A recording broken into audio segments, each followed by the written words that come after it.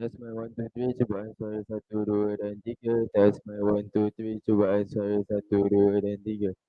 Cubaan suara 1, 2 dan 3. Tes my 1, 2, 3, cubaan suara 1, 2 dan 3. Tes my 1, 2.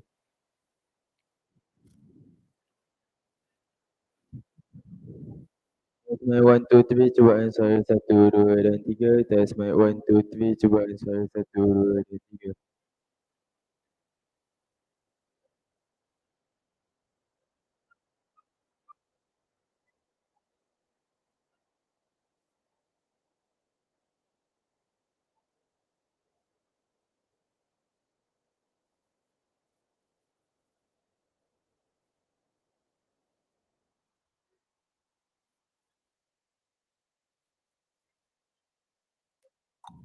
Tes mic 1, 2, 3, cubaan suara 1, 2 dan 3. Tes mic 1, 2, 3, cubaan suara 1, 2 dan 3.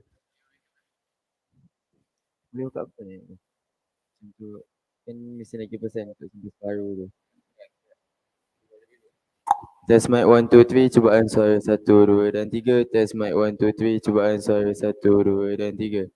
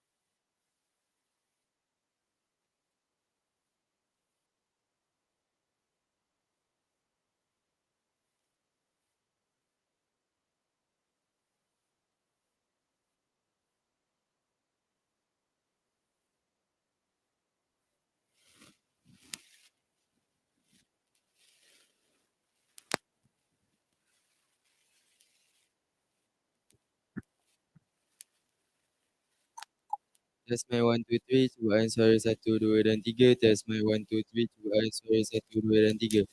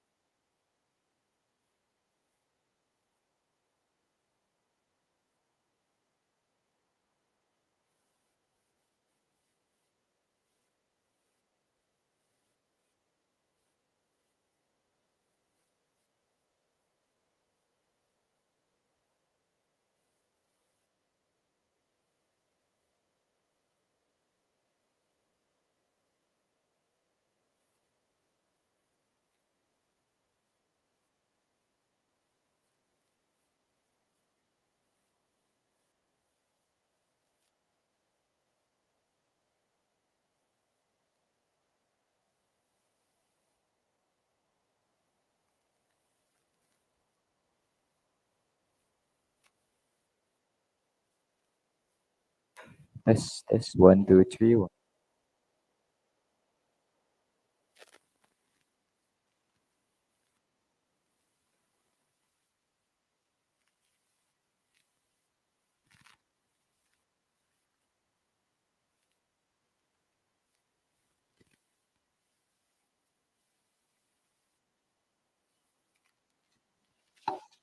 Tes mic 1 2 3 coba suara 1 2 dan 3 tes mic 1 2 3 tes mic 1 2 3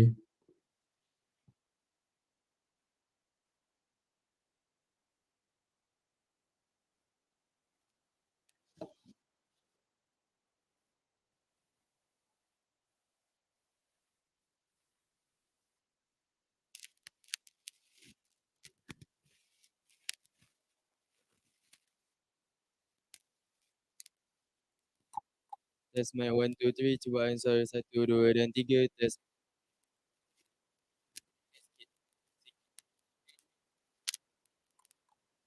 tes mic 1 2 3 cubaan suara 1 2 dan 3 tes mic 1 2 3 cubaan suara 1 2 dan 3 check mic 1 2 cubaan suara 1 2 dan 3 tes mic 1 2 3 cubaan suara 1 2 dan 3 check mic 1 2 cubaan suara 1 2 dan 3.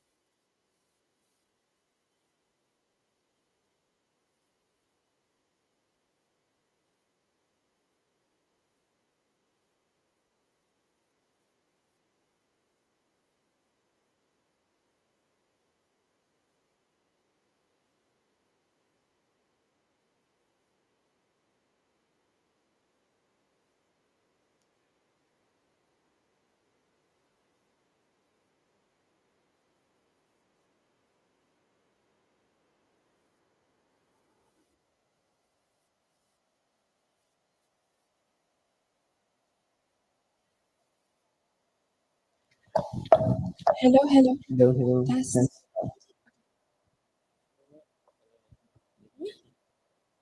Border. Hello, hello. Test. One, two, three.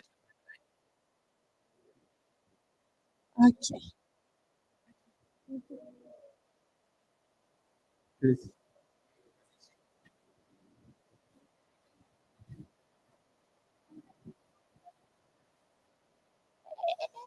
Yes.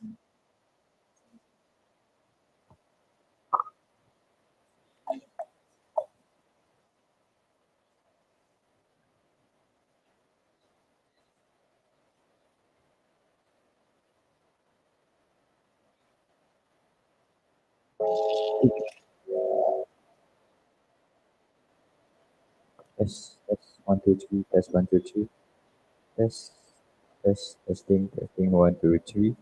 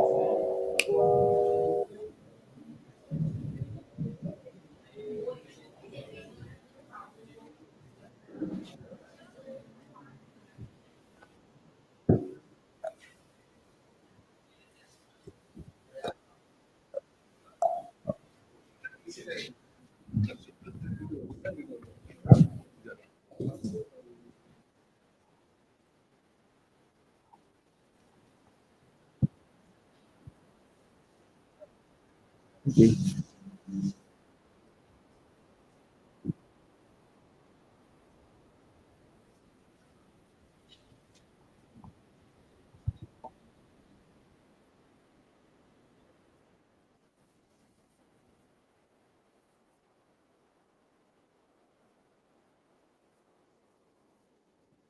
Suara 1, 2, 3.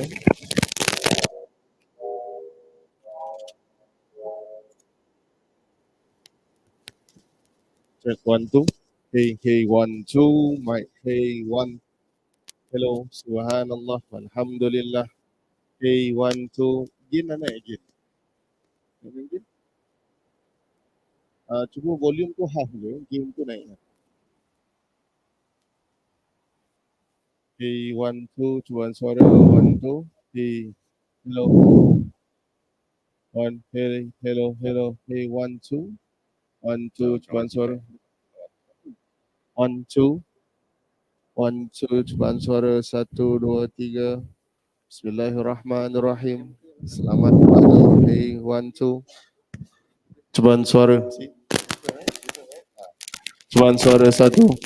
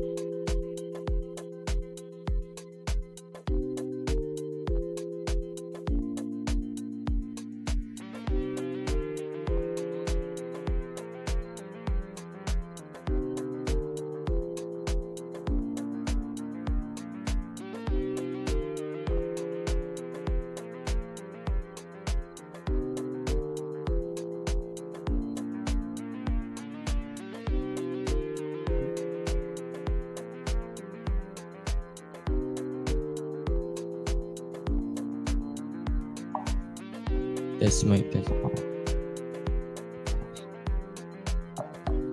Hello, hello. Hello, hello.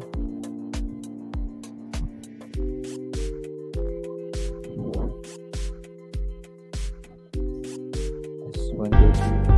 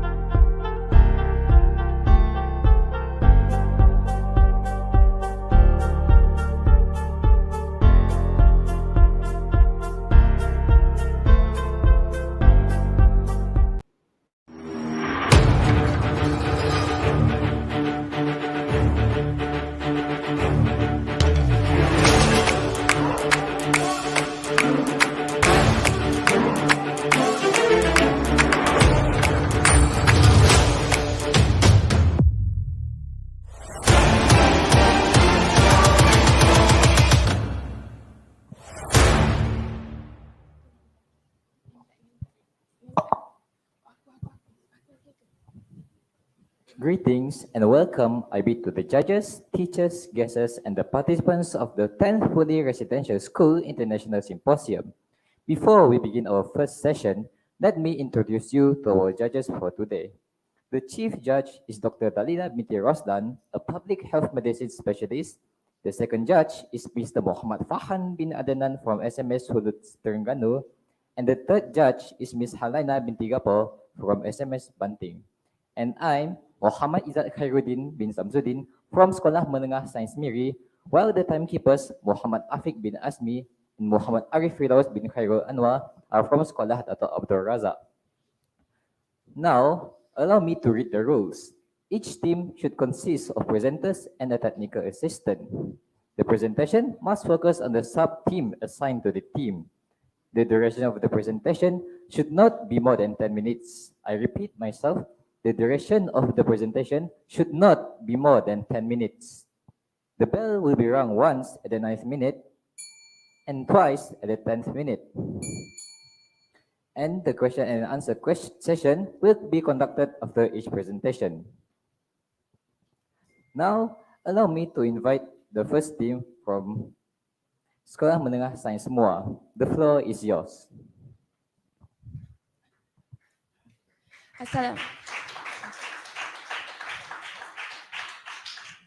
Assalamualaikum and a very good day I bid to the honorable speakers, wise judges, timekeepers, moderators, rapporteurs, and all members of the floor.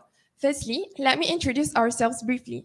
We are from Samurai A team and I am Yasmin binti Helmi, the presenter, and I will be accompanied by my friend here. Muhammad Shazin dan Muhammad Khairuddin. Today, we will be presenting our topic on our research on the topic of enhancing public trust towards vaccine equity. So our sub-theme here is about global acceptances and prejudices towards vaccine equity, and our study is aimed to investigate how to proliferate the public's trust in vaccine equity.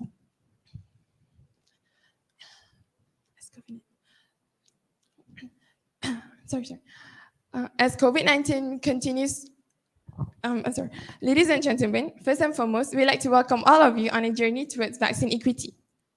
Today, we will be focusing on the issue of why there are still more than 2 billion people haven't gotten a single COVID-19 shot and what can be done to increase vaccine acquisition around the world, especially in low-income countries.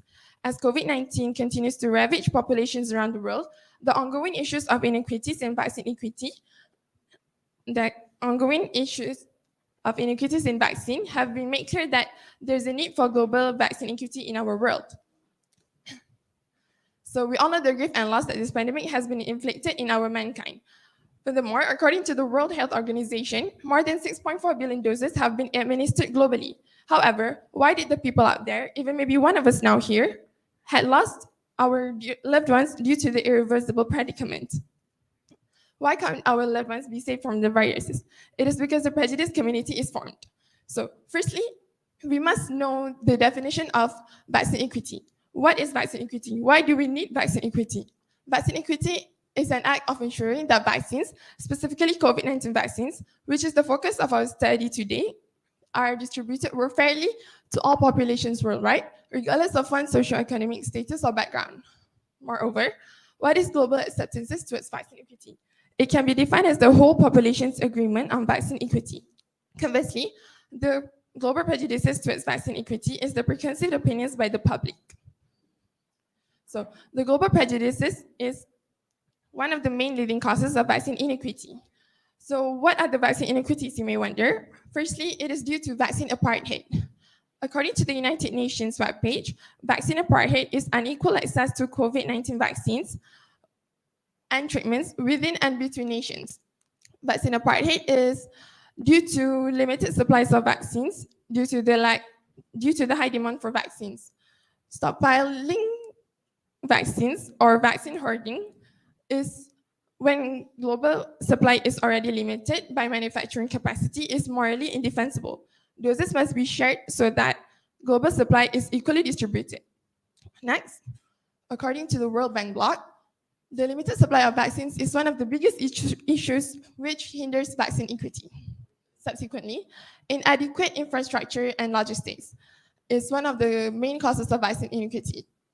It is mostly suffered by low-income countries such as Afghanistan, Yemen, and Sudan. There is an overwhelming diseases burden, such as Delta variants, to the people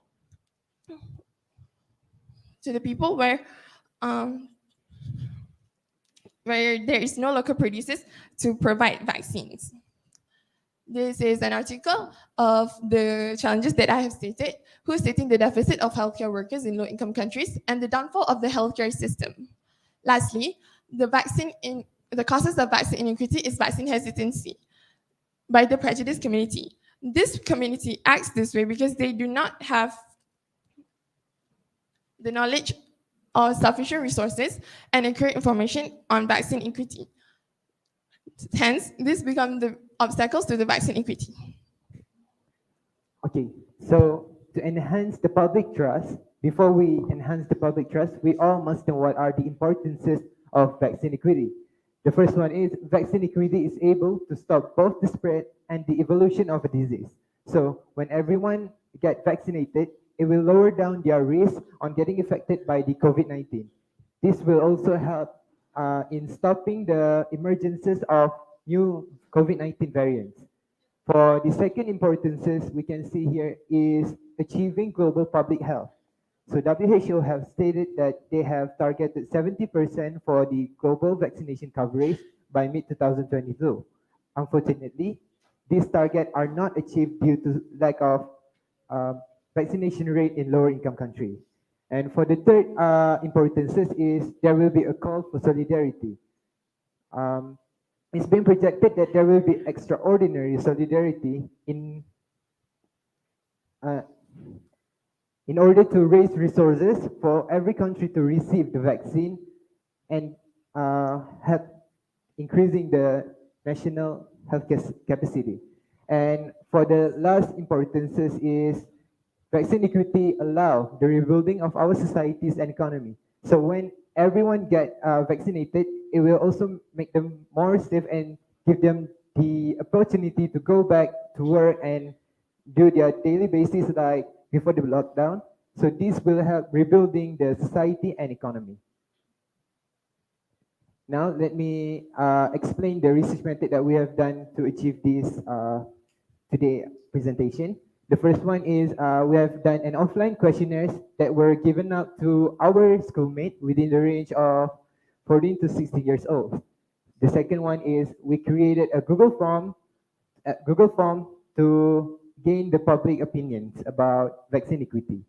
And for the last one is we have interviewed a family medicine specialist, Dr. Rosna from Klinik Kesehatan Maharani Moa.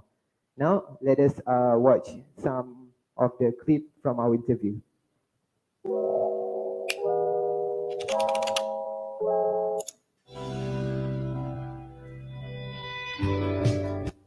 Actually, COVAX is a worldwide initiative in aiming equitability of COVID-19 vaccination. It's actually an integrated program that involves recently so the Malaysia they actually coordinate international resources of vaccination towards especially towards COVID-19 vaccine, COVID-19 therapy. To sum up, Dr. Rosna does know about COVAX, which is part of WHO initiative for equitable access of COVID-19 vaccine. Next, let us together review the result of our survey. If you can see the first one, 97.2% of our targeted group already understand what is vaccine equity, and 95.7% of the targeted group willing to give everyone the same opportunity on vaccination. But if you can see, 4.3% of them are against the second question. These show the prejudice that we want to minimize so that we can achieve the global vaccine equity. For the next one, we have 43.2% of them strongly agree on vaccine equity, and 82.9% of them think that everyone should be vaccinated. And for the last two questions is 54.7% of them prefer not to acquire immunity against COVID-19 naturally rather than by vaccination, and 50.3% are willing to pay to get the vaccine. Moving on to the next slide, I'm going to explain about the solution that we want to achieve in the end of the day. So the first solution is to carry out research into what works to increase vaccine equity globally. This must be done with strong leadership and powerful influence so that everyone will receive accurate information about vaccine, and it will also help in lessen the cost of vaccine. This also will help in strengthening the capacity of our national healthcare system. For the next solution is to rethink how we ourselves talk about vaccine and raise awareness. As we know, youngsters nowadays like to use social media, so they can help us in raise awareness about vaccine equity there. And for the last solution is to encourage government initiative on vaccine equity. As we know that the WHO have made COVAX to help equal access to vaccine in the lower income countries. So everyone can help in promoting them. So they will meet more initiative. So we are global will receive the vaccine equity status. That is all from us. That is all from us on today's topic. So to summarize the main point of this presentation, it is important for us to convince the public to consider vaccination as a social norm. Vaccine equity acknowledges that no individual's life is more important or more deserving than others. Hence, we must minimize the prejudice community as they will prevent the public from getting equal access to vaccine. Subsequently, prejudice community will prevent the public from getting equal access to the vaccine. And lastly, we would not like that to happen for the prejudice community to cause suffering for millions of people. This is our references, and thank you all for your attention and interest. That is all from us, Samurai A team from Sekolah Menengah Sains Muar. Thank you for your very informative and amazing presentation. Now, we would like to have a 5-minute break due to some technical issues.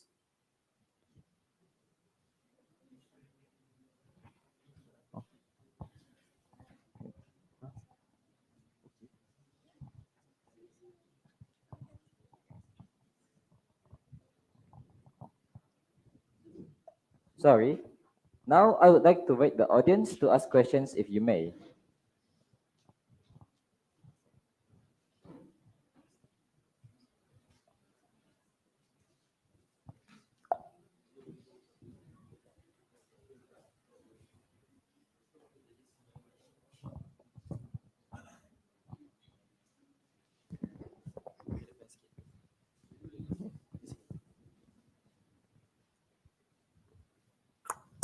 Assalamualaikum warahmatullahi wabarakatuh. My name is Iril from Sekolah Sultan Alam Shah. And my question is, your research is geared towards the global population, am I correct? So why is your questionnaires only towards the Form 2 and Form 4 students of your own school, but your data is from for the whole globe, or for the whole Earth, basically, yeah. Okay, so we choose our schoolmates because it's more easy for us to get the data. But we also created a Google form, so we have the public opinion too. But more of our surveys are for Malaysian itself. But Malaysia are in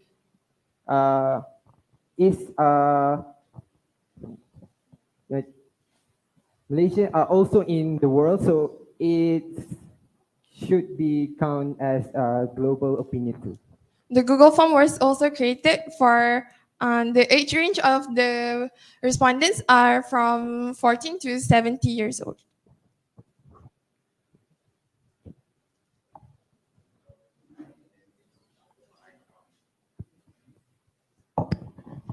Hello, my name is Đặng Nguyen. I'm from Experimental School from Vietnam. My question is, how do you assure the common pupil populace that vaccines are safe when they have little to non-scientific knowledge? You can I'm sorry, can you repeat the question?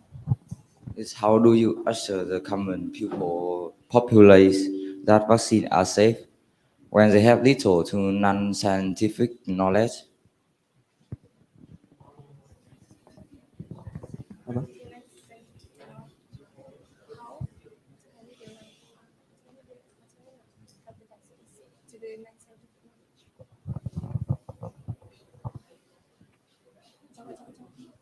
Uh, um, so there are some of the data that shown that vaccine help in decreasing the cases in certain countries. So I think that should count as the proof that vaccine help in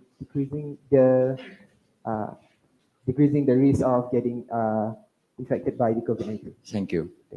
Thank you.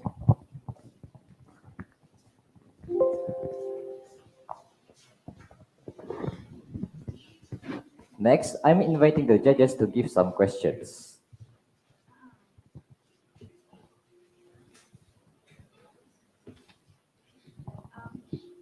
Thank you. Thank you for enlightening us with your presentation. Very good.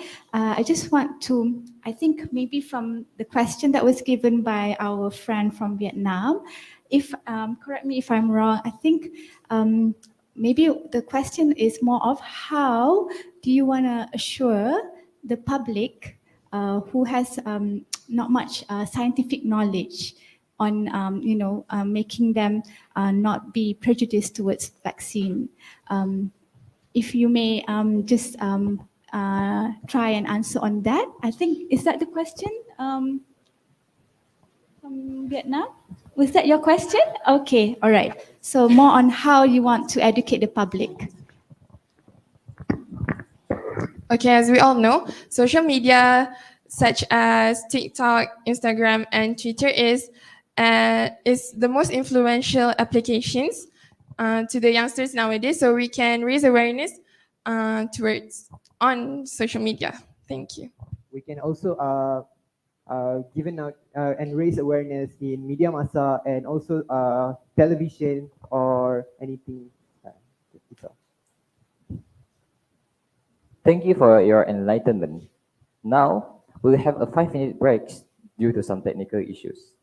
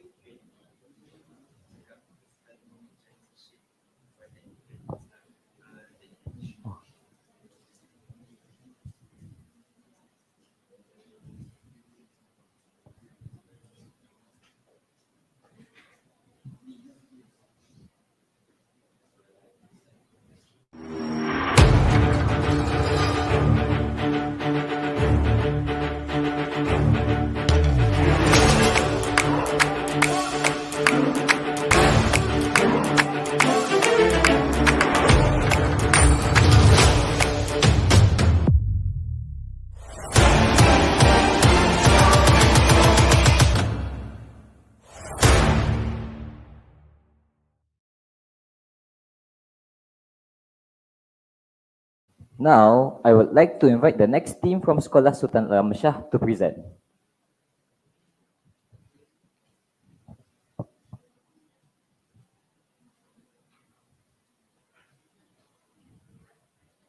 Vaccines are one of the greatest achievements in global health.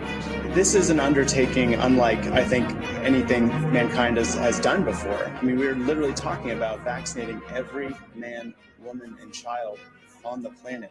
But despite incredible progress, there are still millions of people around the world who don't have access to life-saving vaccines because of inequalities in global distribution. Less than 3 million first doses have been given out. CBS News national correspondent Manuel Bojorquez is in Miami, where there's so much enthusiasm for the vaccine, people are crashing registration sites and overwhelming hotlines in an effort to book an appointment. Assalamualaikum warahmatullahi wabarakatuh, and a very good morning I bid to the judges and everyone here today.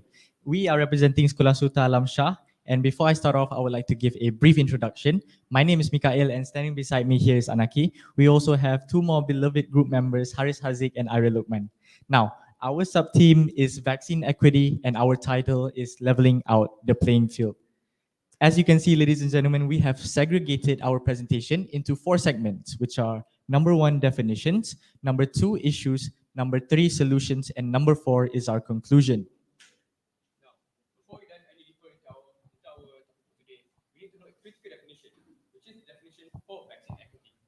So, vaccine equity means that access to and allocation of vaccines must be based on principles grounded in the right of every human to enjoy the highest sustainable standard of health without distinction of race, religion, or any other social condition. Vaccines should also be allocated across all countries and regardless of their economic status. Now, a quick history lesson on vaccines. Vaccines in late 18th century, English physician Edward Jenner inoculated a 13-year-old boy with vaccinia virus, or more commonly known as cowpox. The boy was then exposed to smallpox, which is the deadlier cousin of cowpox. He demonstrated immunity towards this life-threatening disease, and with this, the first smallpox vaccine was developed. After the success of the vaccine, there was a systematic implementation of mass smallpox immunization, which culminated in its global eradication by 1979. Next, I will be explaining the issues regarding vaccine equity. The first issue I'll be presenting is prejudice in distribution. Let's say that you are living in a lesser developed country.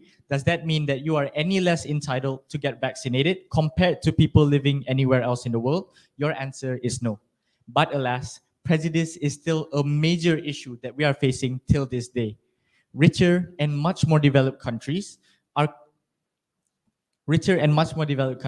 refusing to share their assets, which in this case are vaccine doses, to lesser developed countries. Just recently, during the peak of the COVID-19 pandemic, some lesser developed countries lacked the infrastructure to deal with the virus to a point where they didn't even have places to store corpses of those who have passed away. Some people were even forced to bury their loved ones in the vicinity of their own household. Moving on, the political climate also plays a huge role in this issue. Some global leaders will not extend out their hand to other countries that are in a bad state just because of differences in political belief and racial prejudice. Moving on to our second issue, vaccine hoarding. Now, vaccine hoarding is when a country secures enough vaccine doses to vaccinate their population several times over. Due to the disparity in economic resources, lower income countries lack the funds to secure vaccine doses for at-risk individuals such as healthcare workers, whilst high-income countries carry out vaccine hoarding to sell them at a much higher market value. Now, everyone, would you please look at the slide as we present to you the number of vaccine doses needed to bring all countries to 40% vaccination rate. This data was published by the University of Maryland School of Medicine back in May of 2022. From the information displayed, we know that more than 870 million doses of vaccines are being hoarded by high-income countries. This mass hoarding is happening even when only 7.1% of the population in low-income countries have received at least one dose of vaccine. As an example of this insufficiency in doses, around 300 million doses of vaccines have been allocated to Africa, although the population of Africa is 1.3 billion. This graph right here clearly shows the distribution of first doses among citizens in low-income countries are less efficient and more delayed compared to those in high-income countries. This also shows the disparity between high-income countries and low-income countries, as low-income countries struggle to even vaccinate their population by 20%. Another obstacle for vaccine equity is the prejudice towards the origins of the vaccine. I'm pretty sure most of us would have preferred taking the COVID-19 vaccine from only certain manufacturers. But if you notice, most of those favorable vaccines are usually from Western manufacturers, and those unpreferred ones are mostly from Chinese or Russian corporations. This prejudice isn't only based on the authoritarian nature of these Eastern governments, but also due to the still prevalent ideology of Western superiority. According to recent polls, the majority of American and European citizens are more inclined to use Western vaccines as they are perceived superior regardless of their scientific evidence. This prejudice results in less distribution of non-Western vaccines, which could help supply the high demand for vaccines. Now, about those scientific evidence, Russia and China inoculated their citizens with their own vaccines, which have been proven to be safe and efficient. The medical journal, The Lancet, published the results of the late-stage trials showing that Sputnik V, the Russian vaccine, has an effectiveness rate of 92%. Compare this to Pfizer, which was developed and manufactured by an American-German company, has an effectiveness rate of 94%. And as for Sinopharm, a Chinese vaccine, it has been approved and administered in 25 countries with similarly successful results. This unfounded notion of Western superiority, which has its roots in centuries of colonialism and the Cold War, has also influenced us in the non-Western world. Thank you, Anaki. Now I will be explaining the solutions we have came up with in order to achieve vaccine equity. The first solution we have came up with is a quota for distribution. This quota will be met with specific conditions. Now, the first condition for the quota is vaccine distribution will be based on a country's population at a controlled rate to prevent them from carrying out vaccine hoarding. Now, the second condition is when a country is experiencing a spike in viral outbreak, they will be put on priority in receiving these vaccine doses first. For our second solution, is the World Health Organization should also formally recognize vaccines that are manufactured in non-Western countries, such as Russia's Sinovac, Russia's Sputnik V, and China's Sinovac. The racial bias of the general public downplays the efforts and the efficacy of the vaccines these countries produce. Unfortunately, some people still believe, however, that vaccines manufactured in the West are better than the rest, even when proven otherwise with substantial evidence. Moving on to the next. Our next solution is a pledge for vaccine manufacturers. Now, vaccine manufacturers should pledge on manufacturing their vaccines on a non-profit basis. The basic right to universal healthcare shouldn't come with a hefty price tag. Now, how are they going to get the funding to manufacture these vaccines? That is when the next solution comes in, which are philanthropists. Now, these philanthropists should aid in the investments of companies and organizations such as COVAX. What is COVAX, you may ask? Now, COVAX is a worldwide initiative that aims to secure 2 billion vaccine doses by the end of this year to be distributed to lesser income countries. But even with the backing of multiple international organizations, such as the Bill Gates Foundation, they still lack the proper funds to distribute these vaccines to more remote areas. With these solutions that we have came up with, we hope to ensure that vaccines are distributed fairly to all populations and people of all regions, means, and backgrounds are able to access them.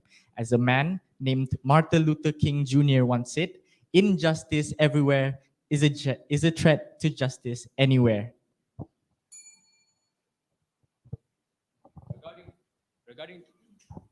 Regarding the topic we've discussed today, we can conclude that the prejudice surrounding vaccines in its distribution and production must be faced with mutual international cooperation and the world's government to ensure the defeat and complete eradication of COVID-19 from the face of the earth so that our children can live in a world without this deadly and widespread virus. And before I end our presentation, I must inform you all that we did extensive research and all of the information obtained are from reliable sources from the internet so that we can get the most accurate and authentic information. We didn't do any questionnaires as these questionnaires are usually biased and only focuses on certain communities. And with that, I end our presentation with a wholehearted thank you and a strong reminder for us all to fight for the right of good health for everyone. Assalamualaikum. Thank you.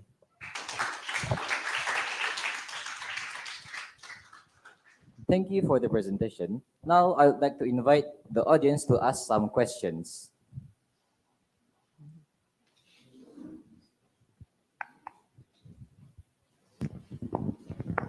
All right.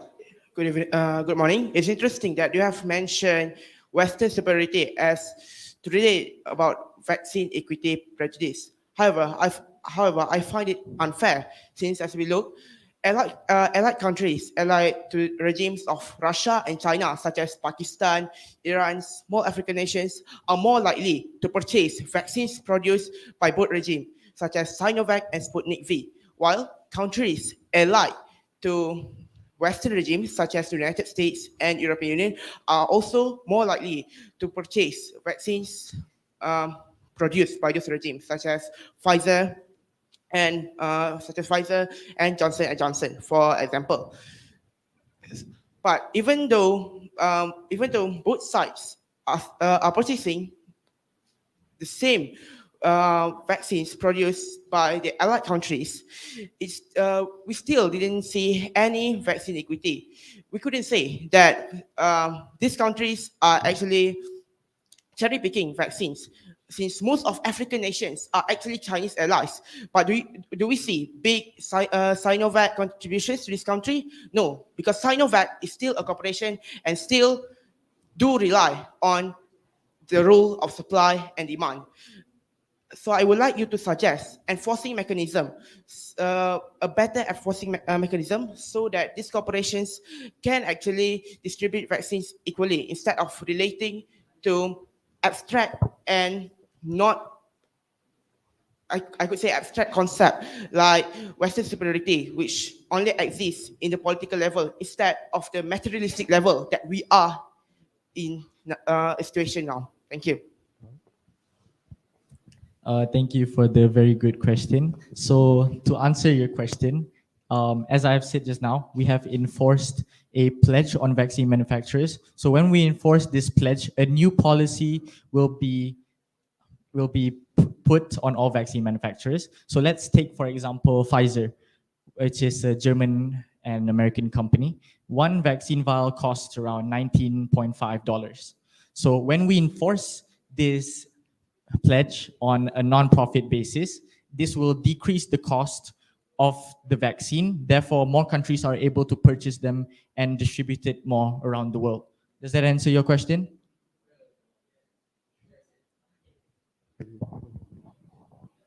Okay, a very good morning. I'm from Academy Science Benda. So it was a great presentation. I was wondering, what about anti-vaxxers? So how would you address them? Do you think it is still necessary in this endemic era to like have social consequences for anti-vaxxers, such as being unable to visit restaurants and dine in there? Or, may I have your opinion, please? Thank you for the question, but I feel like this question is a little off topic, but let's answer it anyways. Okay, so anti-vax, since we cannot enforce them to get vaccinated, I feel that some policies should be enforced on the anti-vaxxers, such as restaurants shouldn't be able to go to restaurants and such. But as we enter the endemic era, some countries are already experiencing herd immunity, which is some countries are more than 80% vaccinated, let's say. So I feel like these policies shouldn't be enforced anywhere on them. Does that answer your question? Thank you very much, everyone. Thank you.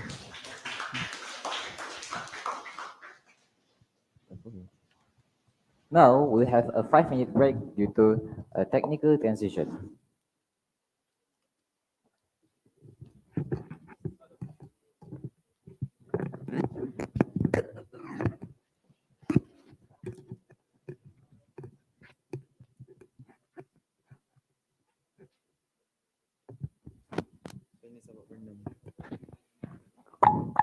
Mic check, test mic 1, 2, 3, cubaan suara 1, 2 dan 3. Check mic 1, 2, cubaan suara 1, 2 dan 3. Test mic 1, 2, 3, cubaan suara 1, 2 dan 3. Test 1, 2, Check, 3, hey, test. hey, Hello, 1, hello, 2, 3. hey. Thank you.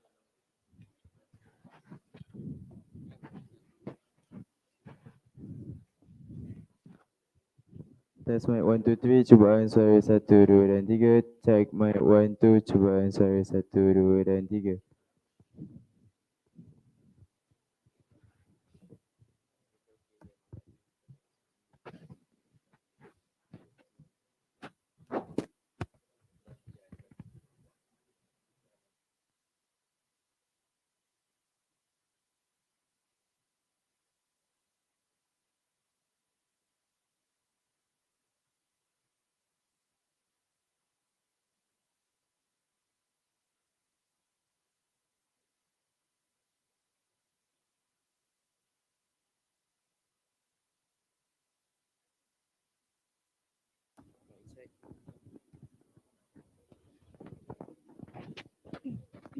Test mic 1, 2, 3, test.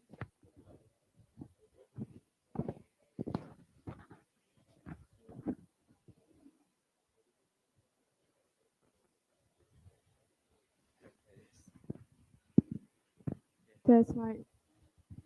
Test mic 1, 2, 3, test mic 1, 2, 3. Is it clear?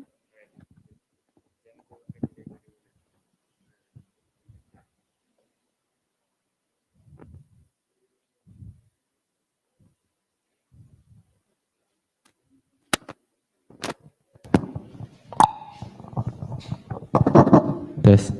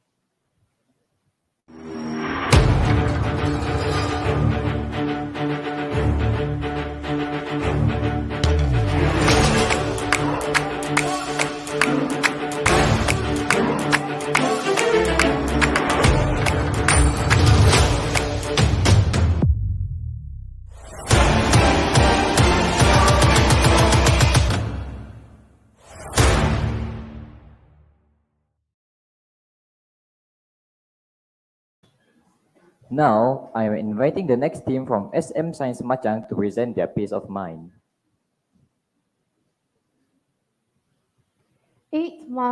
8th December 2022 marks the first introduction of COVID-19 vaccines. But up till this day, we still haven't achieved the herd immunity. So the aim of our research is to find out the reasons on why there's inequity in vaccine distributions and to come up with solutions to this issue. But before we begin, Assalamualaikum warahmatullahi wabarakatuh. And a very good morning, I bid to everyone. I am Nurul Azima. And I'm Amjad. Our technical assistant over there, Muhammad Irham. And lastly, our teacher in charge, Madam Fatin Amira. To begin, our research consists of two types of research methodology, which are qualitative and quantitative.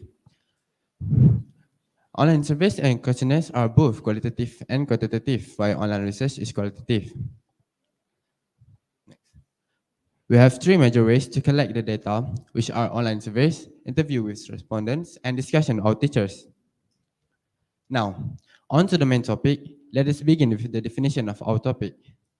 According to Oxford Language, equity is a situation in which everyone is treated fairly according to their needs and no group of people is given special treatment. Next, acceptance is defined as the action of consenting to receive or undertake something offered. And lastly, Cambridge Dictionary defines prejudice as an unfair and unreasonable opinion given without enough thought or knowledge. But what is vaccine equity, you may ask?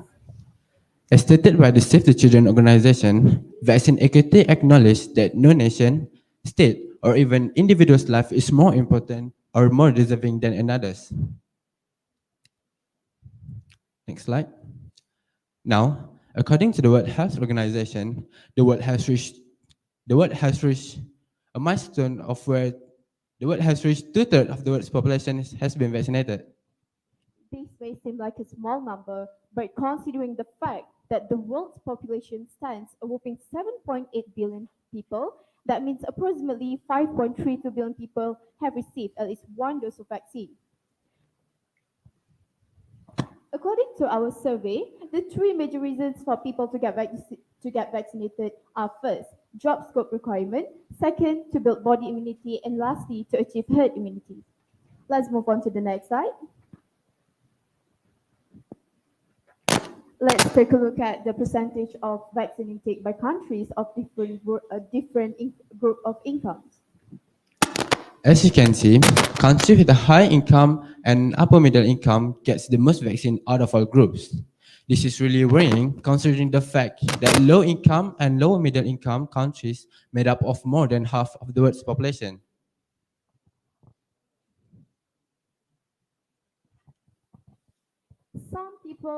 Some people still don't get their vaccine. And why so?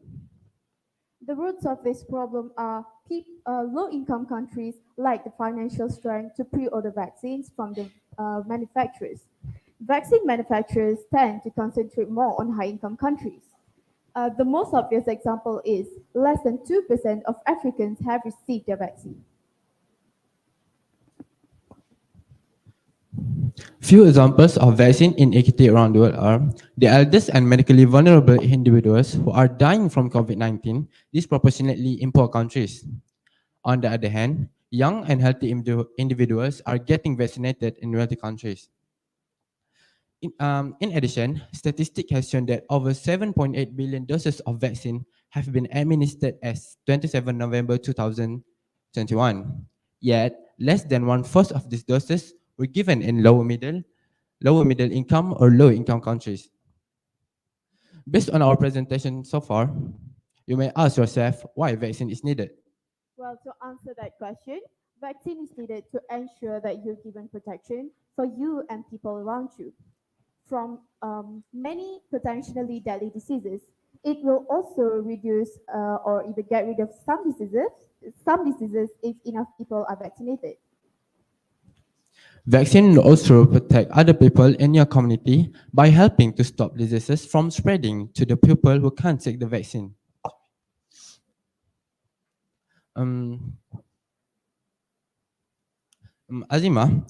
But Azima, how are we so sure that vaccine is safe?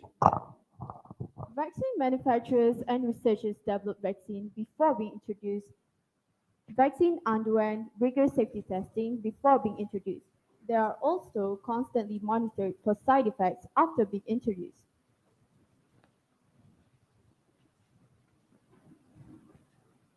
Amjad, what is the solution to this issue? If I'm being honest, we are still trying our best to come up with a solution. However, there are initiatives that can be taken to ensure more people get their vaccine. One of the initiatives is the countries that stockpile COVID-19 vaccine have committed themselves to share their leftover vaccine with low-income countries. Multilateral charity is also an initiative to take to improve vaccine distribution rate to undeveloped or low-income countries. What is multilateral charity? Okay, multilateral charity means performing a duty to share their vaccine with low-income country as a purely voluntary act of kindness. This leaves it open to rich nations whether or not to engage in sharing their vaccine. Azima, do you think there's any other initiative you can take? Well, I think that vaccine manufacturers can pool their vaccine stocks and contribute them to the citizens of countries which are in need of the vaccine. Thank you, Azima. So, to sum up, vaccine. Next slide, please. So, to sum up, vaccine hesitancy and refusal is one of the main causes why there is vaccine inequity around the world. This will not only affect the vaccine acceptance rate target set by the WHO, but also will cause harm to global citizens. The problem of lack of access to vaccine faced by people from low-income countries is also viewed as one of the major contributions to the low level of vaccine intake. Therefore, as members of the global community, we hold the responsibility to ensure more people get vaccinated and achieve the world's target of herd immunity. Ladies and gentlemen, I think that's the end of our presentation. Thank you for your attention. Assalamualaikum warahmatullahi wabarakatuh.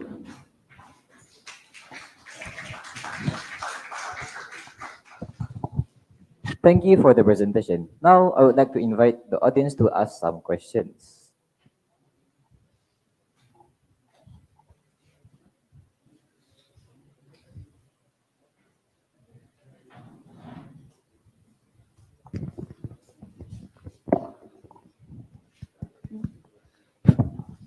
Bismillahirrahmanirrahim. Assalamualaikum and a very good morning. What a wonderful presentation that is. So, my name is Umar Hakim from SM Science Hulu Terengganu, and I have a simple question for you. So, how do you differ between high-income countries and low-income countries? Thank you, Hakim. Well, we differ high income and low income countries by the GNI per capita. So we refer to the GNI per capita by World Bank. Does that answer your question? Next, we'll be inviting the judges to give some questions.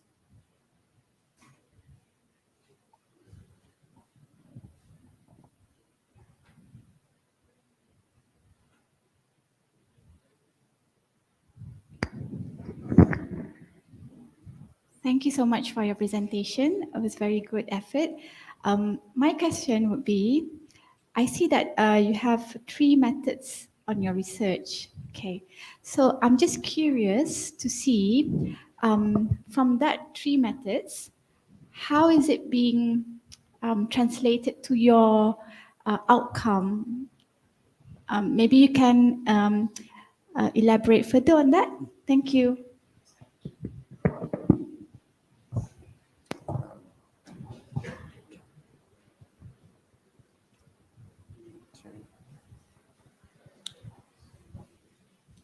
Okay. Thank you for the question. Okay.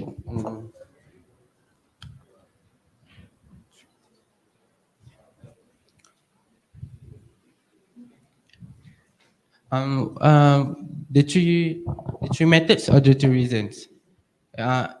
Sorry.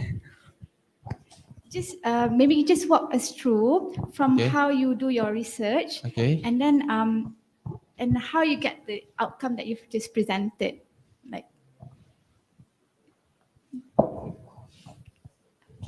Well, we contribute like questionnaires to our classmates, schoolmates, and teachers, and also we had our teachers to blast the questionnaires to their friends and family members, and we collected the data and we put it in the slides. thank you. Thank you to the participants. Now we'll have a 5-minute break for a technical transition.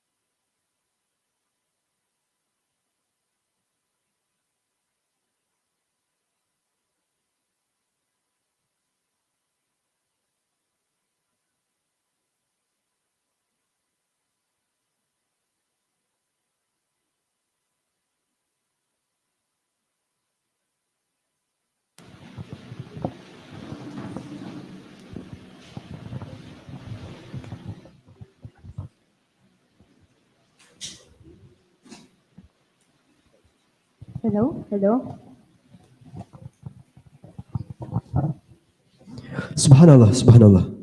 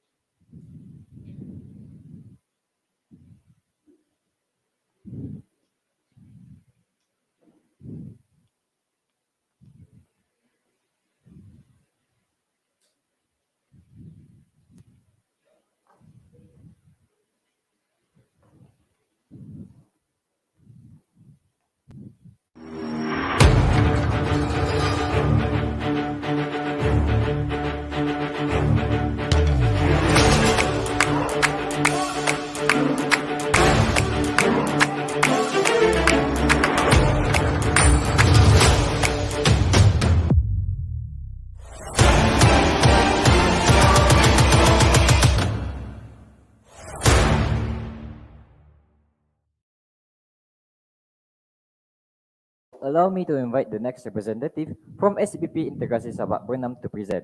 The floor is yours. Assalamualaikum and a very good morning to everybody. My name is Kira and I am responsible for presenting about vaccine equity for global acceptance and also prejudices.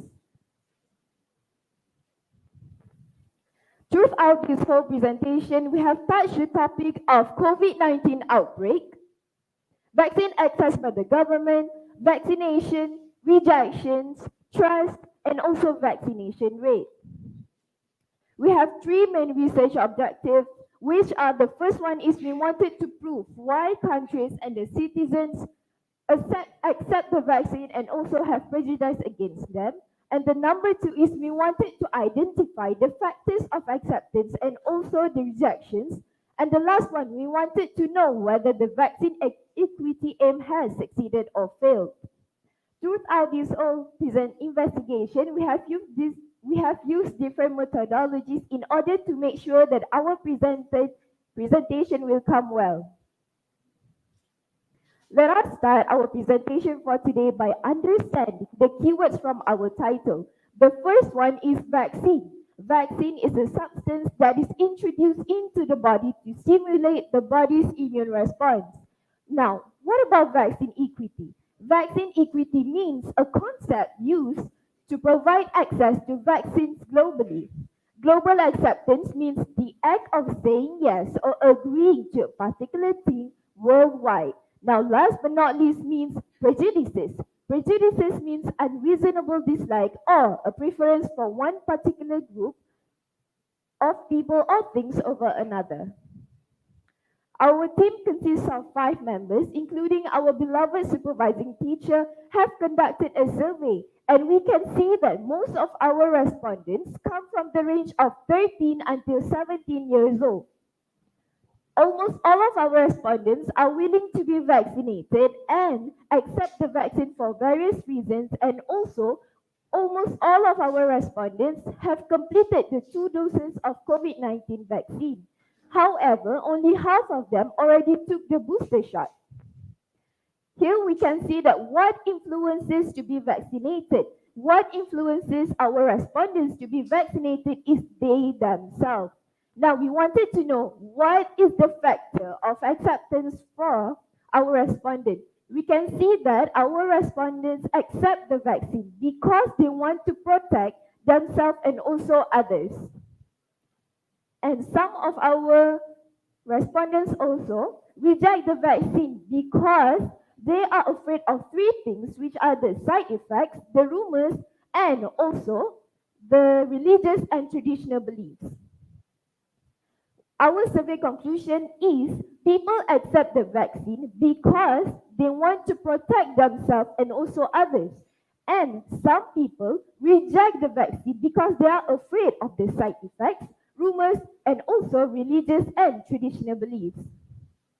Let us move our presentation into the second part of our presentation, which is the research outcome. Allow us to introduce you to the 5C model as the mediator of vaccination intention. The 5C model include confidence, competency, constraints and convenience, calculation, and also collective responsibility. If we apply this 5C model into the factors of acceptance, it will be trust to the government and mandatory vaccination policy for confidence. Now, what about competency? For competency, the COVID-19 is a serious risk to health and wanted to put an end to the pandemic. Now, let's move to convenience. For convenience means have an easy access to the government. Next, calculation. For calculation, finding extensive information about the vaccine's positive benefits. And last but not least is the collective responsibility. For collective responsibility is willing to protect themselves and others around them. Next, what if we apply this 5C model into the factors of rejections? Then it will be lack of trust in the vaccine, and they will prefer traditional alternatives such as acupuncture and also moxibustion therapy. Next, competency. For competency, the COVID-19 outbreak is not considered as a serious risk. Next, constraints. They have no access to the vaccine due to lack of supplies. Now, what about calculation? For calculation, they will receive false information about the vaccine from unreliable sources. And last but not least is collective responsibility. For collective responsibility, it means arbitrary reasons of rejections, for example, scared of needles and also the side effects. We've chosen a few different countries from 3 different types of income to determine the rate of vaccination. We've chosen Malaysia as the upper middle income country, United Kingdom as the high income country, and also we've chosen African continent that are Central African Republic and also Niger as the low income country. From this comparison, we can see that the high income country will have a high vaccination rate, whilst the upper middle income country will have a medium vaccination rate, and last but not least, the low income country will have a low vaccination rate. Now I shall pass the floor to Zafran. All right, thank you. So the issues is that different countries have different vaccination rate. So in order to solve this issue, the government have introduced a new solution, namely the COVAX program. It is an alternative to solve the issue and to boost the success rate of achieving the endemic phase of the world, which 70% of the global population vaccinated. So what is COVAX?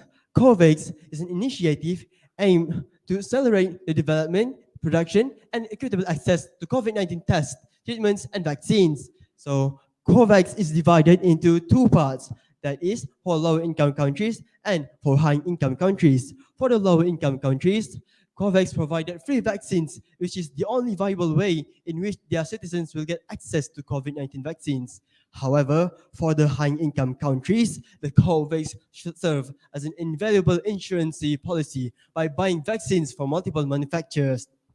So this COVAX program seems real promising, isn't it? But is it really a success? You see, when the WHO started the COVAX program back in April 2020, they promised 100 million vaccines by the end of March 2021 and to deliver 600 million vaccines to all over the world. Unfortunately, these goals aren't achieved. In order to understand this failure of the COVAX, we are going to introduce to you about 4E. 4E refers to energy, environment, economic, and social equity. And to help us understand these factors better, we're going to use the African continents to use the 4E elements. So, the energy stands for the efforts of transporting the vaccines to the African continent with a secure cold chains. What is cold chains? Cold chains refer as a method of delivering the vaccines with a refrigeration system, as cited by Dato' Zulkarnain during the keynote address. So, which means the vaccines must be stored below the temperature of 18 Celsius to be kept for a long time. Even if the vaccines do reach the African countries, the African continents, the environmental is going to make it hard for them to be kept for a long time before they're turning into a waste due to expiration date. And the economic suggests that the African continent is a low-income countries, which means they cannot further afford for more purchasing vaccines for their citizens and cannot even overcome the transportation of the vaccines. And last but not least, the 4E impacts impacting are design and trials, order and management, material preparation, manufacturing and storage, and end-of-life waste management. And the government must use steps to minimize the 4E impacts, which is to use renewable energy in handling the vaccines and use better product design for packaging, use the Internet of Things, IoT, and big data analytics for better logistics, and use real-time database management. And moving on to our last but not least, which is our conclusion, we can see that the first one, here high-income countries have easy access to vaccines. Low-income countries have inadequate access to vaccines. While the second one, the alternative provided by the governments failed to reach their goals. And the third one, negative perceptions, which is lack of access to healthcare and plays an essential role part in the slow vaccines of vaccination. And last but not least, the concept of vaccine equity is a failure. That's all from us. Thank you.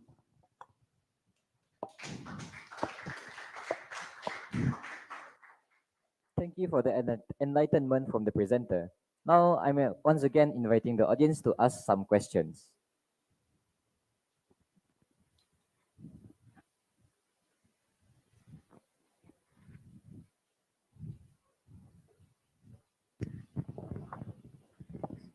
Hi, a very good morning. I'm from Academic Science Pendang, and I'm just wondering, what would you do if you were the government, in executing your solution?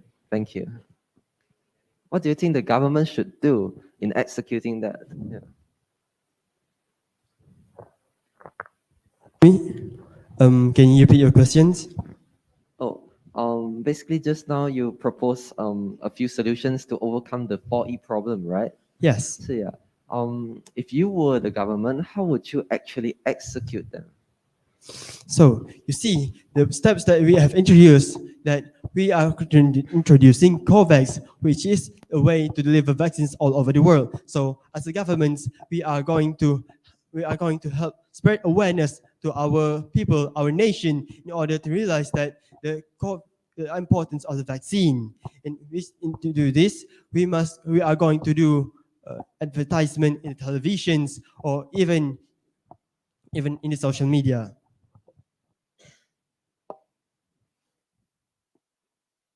Next, I'm inviting the judges to propose some questions.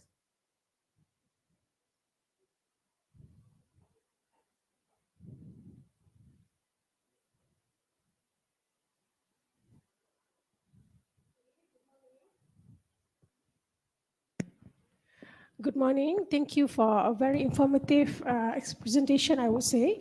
Okay, I would like to, maybe I miss it, but can you explain more on the sample of respondents? How many respondents for the survey? Well, we have hundreds respondents. 100 respondents come from various backgrounds according to our abstract. Various backgrounds mean students or teachers? All right.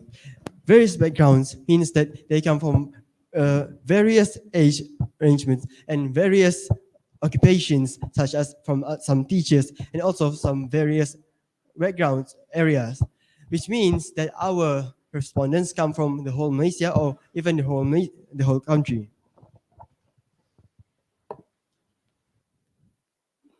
Thank you to the participants for their presentation. Once again, we'll have a 5-minute break for a technical transition.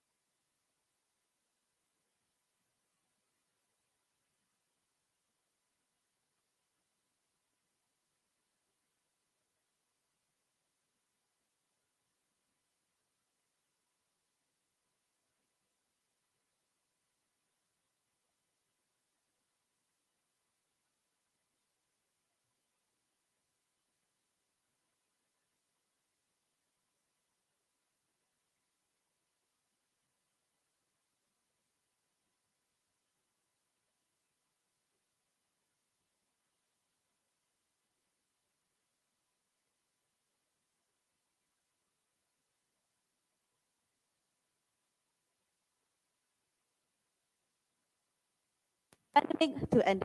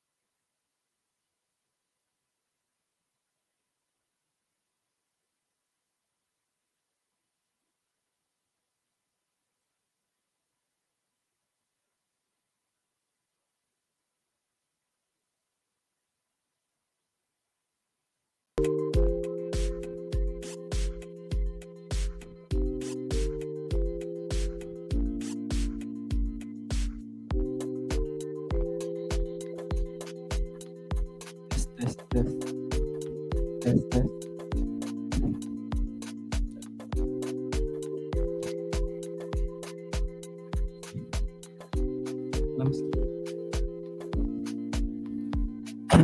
Check mic 1 2. Test.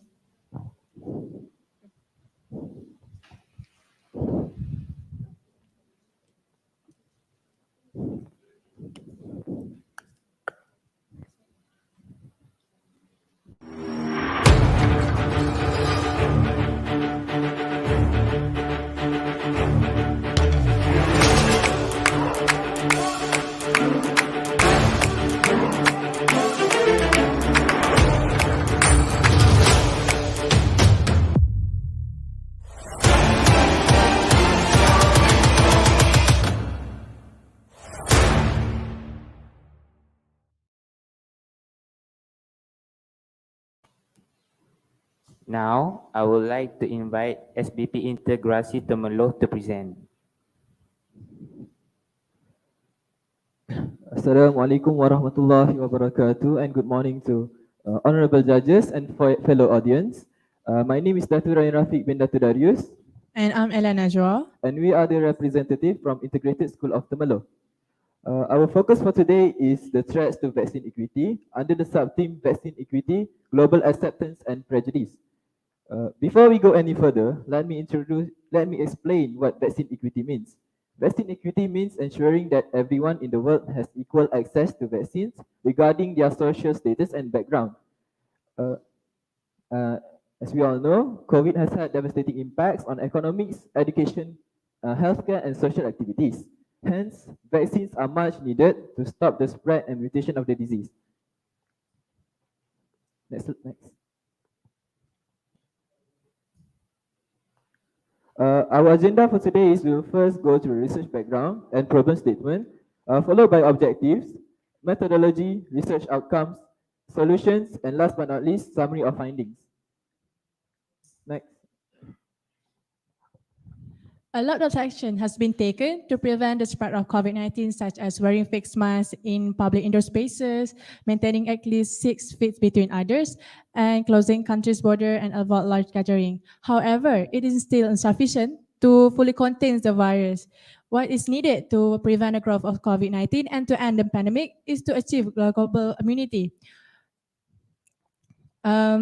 The only possible way to achieve the global immunity is to ensure equal access to vaccine individually and equal distribution of vaccine. Having said that, vaccine has not distributed equally among countries. Access to vaccine of high-income countries are far greater than low and middle-income countries.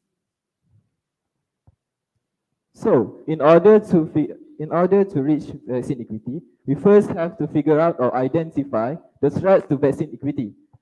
And we also like to propose the solution to overcome these threats. We collect data of our research by reviewing the online articles and website journals using the Google Scholar engines. As we have scrolled over the library researches we obtained, we have found there are 3 major problems for vaccine equity. The first one is inadequate vaccine production. The next one is vaccine applicants, and the last one is financial resources.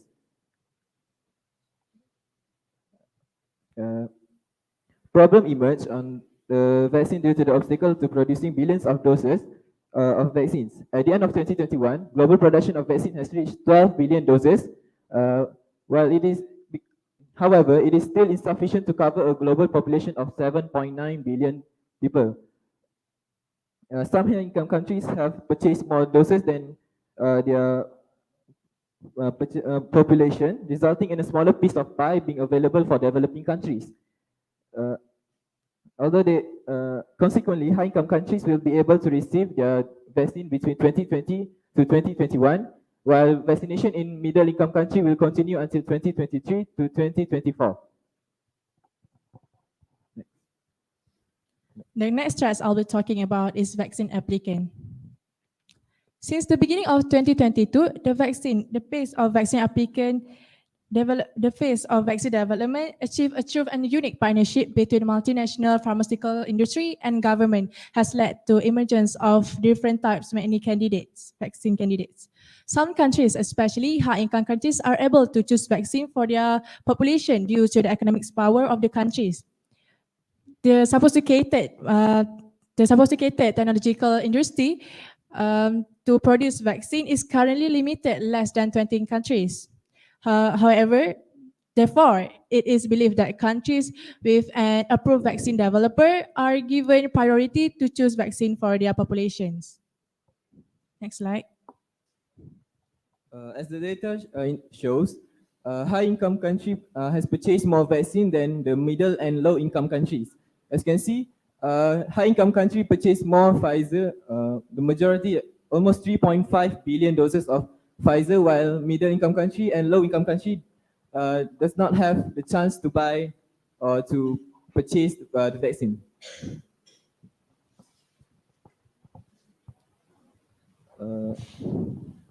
Next.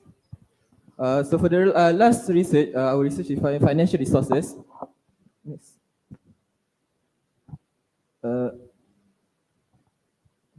High-income countries that allocate more budgets to health expenditures have prioritized access to vaccines because of their ability to pay.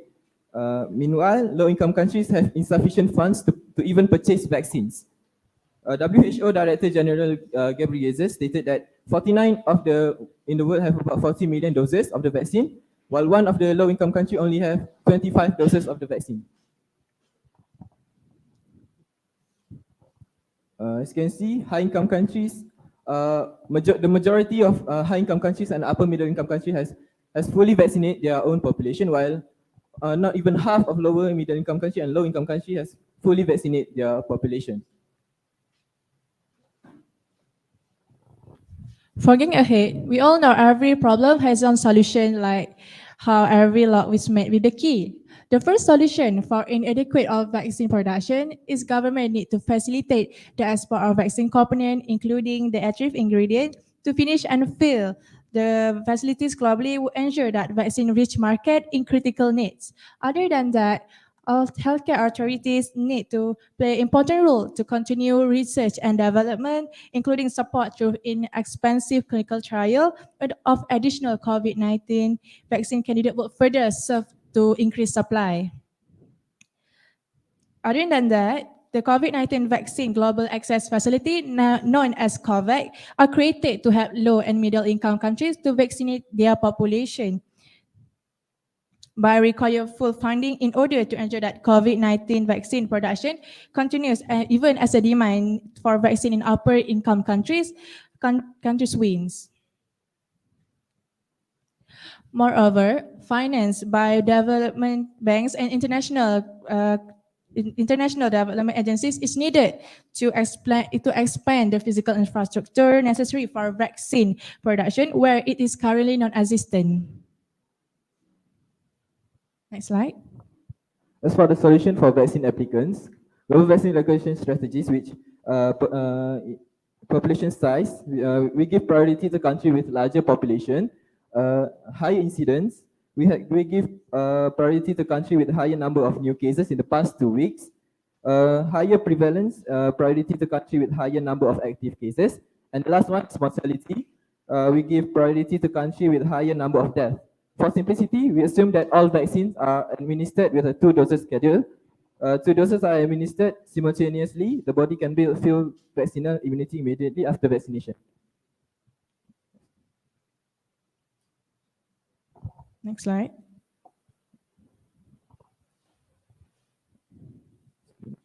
Vaccine donation. The multilateral leaders task force formed by the heads of the World Bank, WTO, World Health Organization, and the International Monetary Fund has been vocal in calling for donation by rich countries and pharma companies with some success. About 1.3 billion doses were donated for 2021 and 2022. Additional resources can be made available upfront through concessionary loans. World banks and other multilateral development banks have made unprecedented amount of funding available for COVID-19 vaccination expenditures. This is not new funding, but rather a reprioritization of existing development assistance envelope. Such development assistance is particularly well suited to financing large amount upfront costs of the vaccine rollout without jeopardizing the existing health budget capabilities. Slide. To summarize everything up, the only way to achieve global immunity is to ensure the global access of vaccine individually and equal distribution of vaccine globally. Nevertheless, is considering that all this information and explanation, it can be said that in the COVID-19 global vaccine practice, there are obvious inequalities to access of this life-saving vaccine. Therefore, future studies focusing on overcoming the threats to vaccine equity are proposed. Next slide. Next slide. Thank you for lending me your ears. I hope we all learned something today.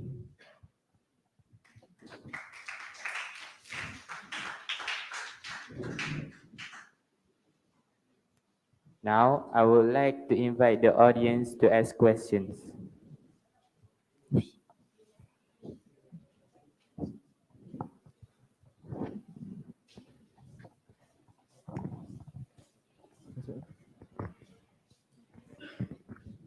Okay, greetings and good morning. So you have mentioned that one of the solutions to vaccine equity is financial support, and you have recommended the leaders of lower income nations to take loans, congressional loans from multilateral development bank. So I assume that multilateral development banks means organizations like International Monetary Fund, IMF, and World Bank. However, these low-income countries' leaders had already taken many loans from these organizations, such as the IMF and World Bank, and it is even burdening their own country with such a heavy loan. But as we can see today, the solutions to vaccine and healthcare crisis in general to these lower-income countries still hasn't resolved. So I would like to hear some of your solutions and alternatives to this concerning problem within lower income countries. Thank you.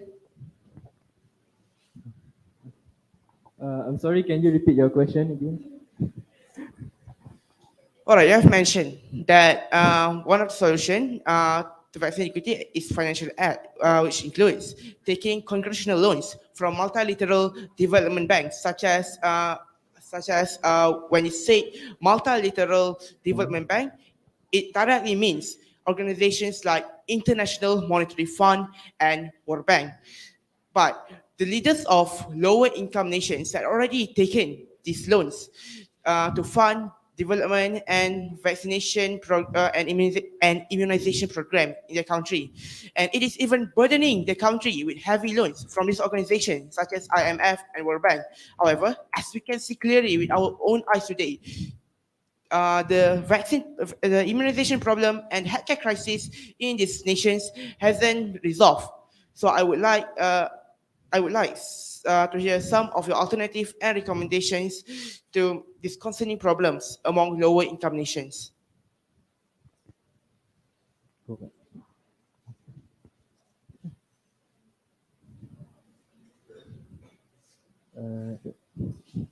Welcome. Thank you for the question. So basically, low middle income country, as you say, they ask for loan. As for loan. Um, Multilateral bank. So COVAX was created to help to donate to help the high income countries to donate their production of vaccine to the. And that's where COVAX came. They take they ask for from high income countries to give to donate their vaccine to to donate their vaccine to low and middle income countries through COVAX, which is like a middleman. So instead of taking loans, if they have a lot of loans, they could get donations from COVAX. Okay, a very good morning. I'm from Academy Science Benda. So, I can see that you guys have provided a comprehensive solution, right? But could you propose a solution to overcome, like, like big nations, like high income countries? They've got the purchasing power, right? They can control the global economy, right? Yeah. So they've got this enormous force on the world. Then how would your solution work when there are these big nations who are hoarding vaccines and they are literally in the way? How would you overcome these big nations? We are currently spreading awareness towards the high income countries so that they can be aware. Because in order to reach our goal, which is herd immunity, we first have to vaccinate the entire population. We cannot just gain herd immunity by vaccinating their own population. So we, as a whole community, we have to vaccinate, yeah, to achieve our goal, which is herd immunity. All right, thank you.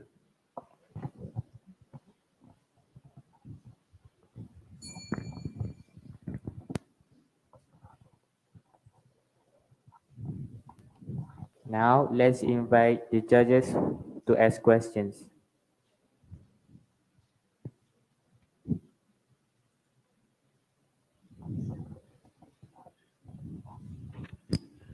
Okay, thank you for a very comprehensive presentation. My question is a reflection towards Malaysia. What do you think, from all of the problems that you have stated, was the problem that Malaysia encountered that is a reflection on how what Malaysia encountered to in the problem of vaccination inequality? Which of the problems that you stated reflects to the problems that happens here in Malaysia?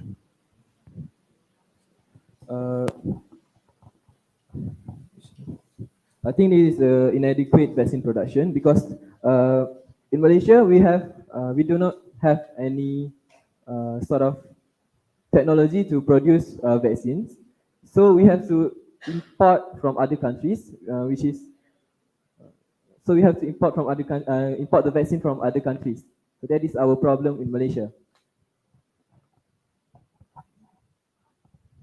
From my opinion, inadequate of vaccine production is a problem because as we know that for the first vaccine are distributed, healthcare are given priority first, and then the older people, and then the adults. So it's proof that inadequate of vaccine production is a problem to Malaysia.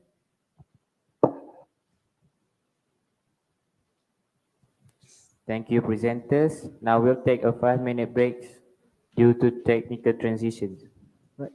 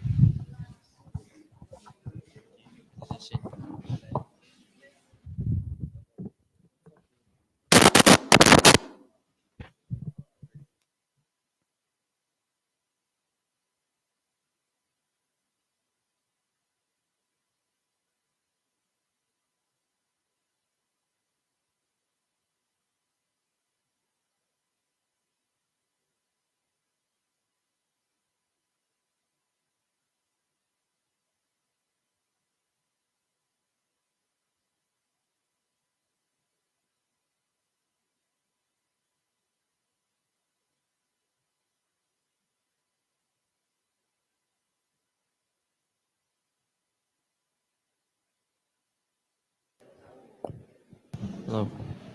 Okay.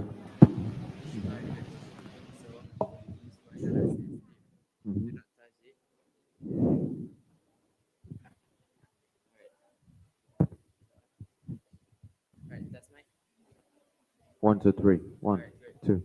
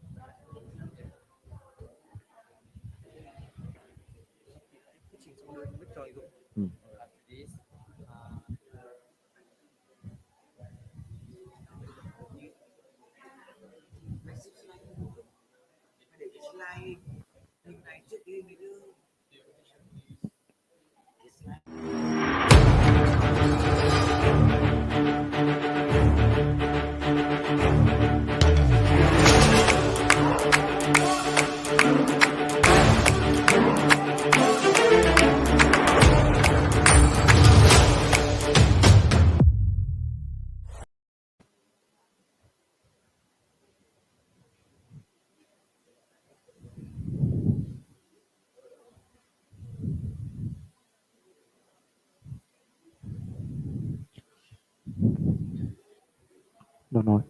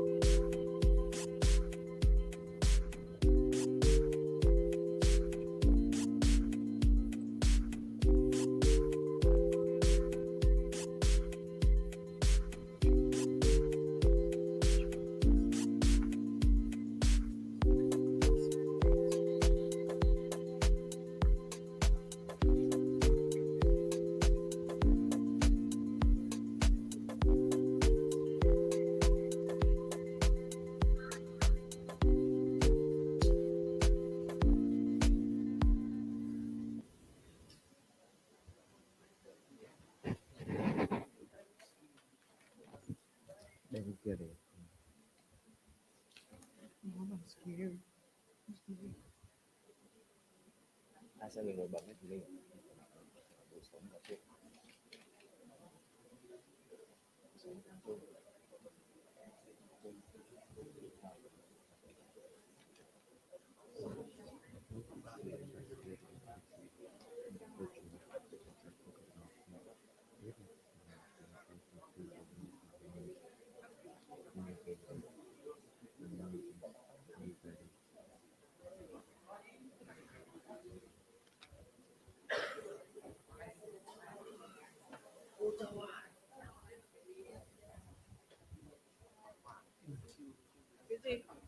Cứ để như thế được chưa? Cứ để không cứ để như thế. Lên để đi.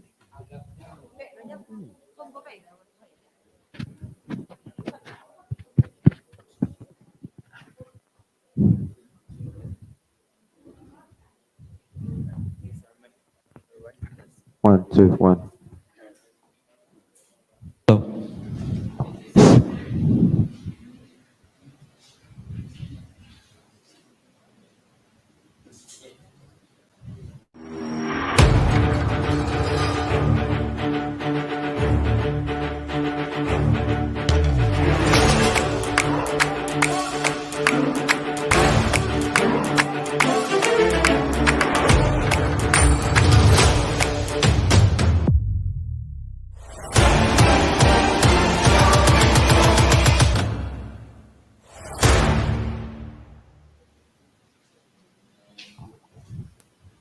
Now, I would like to invite the presenters from Experimental School Vietnam to present. Thank you. Teachers, judges, teachers, and friends, greetings from Vietnam. My name is Khoi. Joining me are Thang, Duc, and Ming. We're from Group 3 Vietnam, and we're utmost excited to be here. Today, we'd like to talk about a topic that piques the interest of many people, vaccine equity. Our presentation will be divided into 5 parts. First being the research background, the second one being the research objectives, third is the reality on the current vaccine inequity situation, fourth are some remarkable efforts, and lastly, fifth is vaccination in Vietnam. So first, let's talk about the background of the research. Over the past few years, COVID-19 has emerged as the most universal health and socioeconomic crisis in history. Slides. As the world addresses this highly transmittable and lethal infection, effective vaccines have been produced, but that was only the first step to ending the pandemic. After that came the need to produce enough vaccines and to administer those doses in an orderly and efficient manner. This is where the term vaccine equity comes in. So, what is vaccine equity? Vaccine equity is a relatively new term, and its use exponentially increased when it was turned into a hashtag for social media. According to the United Nations, vaccine equity means that vaccines should be allocated across all countries based on needs and regardless of their economic status. So let's talk about the research objectives. For our research, aims to provide insight to the present situation of vaccine inequity and solutions to tackle this problem. It is hoped that our research would provide insight also to the current vaccine inequity situation and urgent measures to close the global vaccine equity gap. More aspects of our research will be discussed later on. And now for Tang. So let's move on to the reality or the situation of vaccine inequity. On the one hand, the inequity of access to vaccines has posed a significant barrier to vaccination in low and middle income countries. In addition to the health risk to vaccinate individuals of contracting COVID-19, greater opportunities for infections leaves the world behind vulnerable to the emergence of new variants. It is without doubt that vaccination rollout must be equitable and fair on a global scale. On the other hand, despite tireless effort by public health experts to install the vaccine equity, global vaccination rates remain hopefully unequal. Specifically, by December 2021, only 7 African countries had achieved their aim at 40% of vaccination rates. As of February 2022, approximately 183 vaccine doses had been administered per 100 people in high-income countries, compared to just 14 vaccine doses per 100 people in low or middle-income countries. So all the facts above leave us with the question of how vaccine equity can be tackled and what should be done to overcome the barrier of vaccination. So for the next part, Dũng will talk about remarkable efforts. Thank you, Thang. Now, to commence with remarkable efforts, according to Mohsen Bayari and others in a research entitled Inequality in the Distribution of COVID-19 Vaccine, a systematic review in 2022, there are 4 macro factors affecting the inequality in the COVID-19 distribution. First, economic factors. Second, infrastructure and health system factors. Third, legal and politics factors. And fourth, epidemiological and demographic factors. So far, a number of efforts have been made and measures have been taken. Some of the remarkable macro ones we would like to report are: first, Act A. In April 2020, Act A, the Access to COVID-19 Tools Accelerator, it was a groundbreaking collaboration launched to accelerate development, production, and equitable access to COVID-19 vaccines. Second, COVAX, the vaccines pillar in Act A. It was created to make COVID-19 vaccines more affordable and accessible to all countries, not just the wealthiest ones. Third, WTO waiver on COVID vaccine patents. In June 2022, the WTO decided that all countries can authorize the use of patents of COVID-19 vaccine without the consent of the patent holder in order to supply more vaccines to populations that lack protection. Moreover, WHO, UNICEF, the World Bank, and Gavi's financial support, they also conducted vaccine readiness assessments to over 140 developing countries. Next, the international assistance and cooperation. For instance, the United States has shared over 330 million doses to more than 110 countries. In Vietnam, among those, 40 million vaccine doses have been delivered to Vietnam. Also, many governments have launched their national COVID vaccine funds. To exemplify, Vietnam officially launched its national vaccine funds in 2021 with more than 8,000 trillion Vietnam dong received by September 2021. Finally, I would like to talk about the national propaganda. It have helped to address vaccine hesitancy. Next slide, please. So as you can see on the slide, we have some pictures right here. And so to demonstrate the efforts of international cooperation and within each countries have brought remarkable results in remarkable results.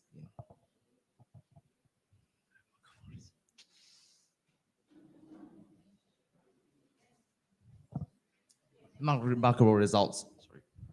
Now for Thang. For the last part of the presentation, we'd like to talk about the vaccination in Vietnam, also as vaccine equity in Vietnam. So in Vietnam, following the approval of Oxford AstraZeneca COVID-19 vaccine, different variety of vaccine were later approved for use in the same year. Also, Vietnam vaccination commenced on 8 March 2021 with the goal of vaccinating 80% of the population. So this is the Vietnam's largest national immunization campaign with the aim of vaccinating more than 150 million vaccine doses. As a result, in the February 2021, the VNVC system capacity is up to 100 customers per day and can serve up to 4 million doses. In December 2021, 152 million vaccine doses has been administered, about 70% of the population fully vaccinated. As of April 2022, over 200 million vaccine doses has been administered all across over Vietnam country. Moreover, the VNVC, the company that in charge of importing vaccine in Vietnam, said that now it can store up to 49 provincial separate vaccine warehouses, 2 co-conditioned warehouses, and 3 deep negative conditioned ones. So to conclude, political commitment, along with strong support from WHO and other international partners, were key factors that helped Vietnam successfully implement its vaccination program. So it's the end of our presentation. Thank you for listening.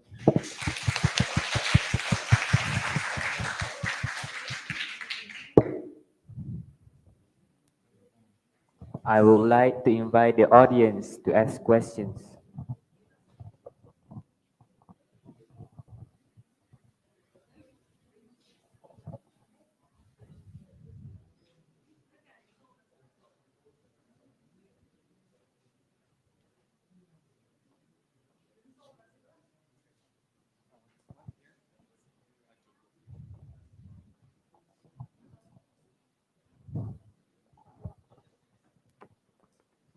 Let's hear some questions for the judges.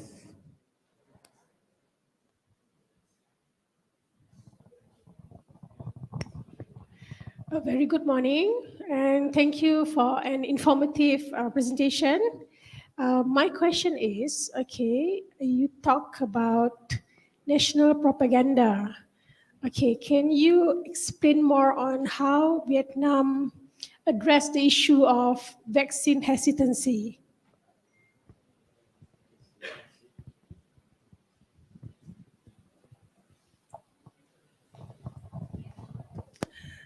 Thank you, ma'am.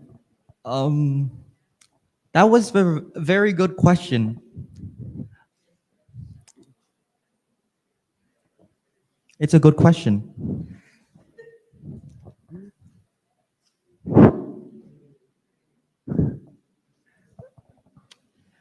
Well, unfortunately, that good question cannot be replied with a good enough answer from me, so I will pass it on to my teammates. So as far as I know, Vietnam government has a media campaign against the pandemic launched by the Ministry of Health in 2022. That's as far as I know.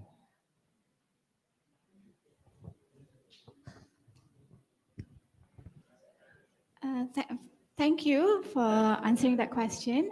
I have one more question. First of all, thank you so much for shedding some lights on what's happening and your experience from back home in Vietnam. It really is an eye-opener to us. My question would be, having Vietnam and Malaysia in the ASEAN region, what do you think we can do together to address vaccine inequity as a region? Maybe some ideas? Thank you.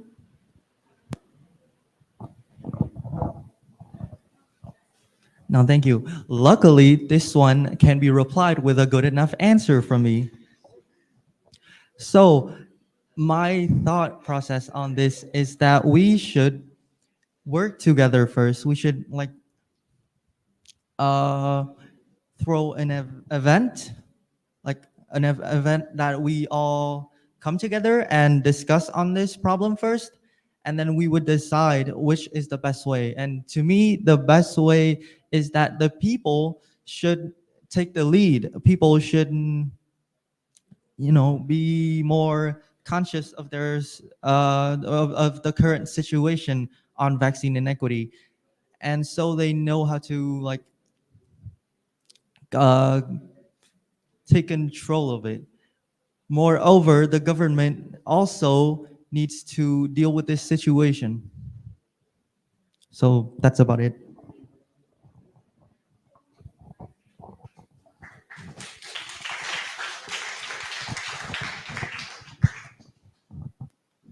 Thank you, representatives from Experimental School Vietnam, for your presentation.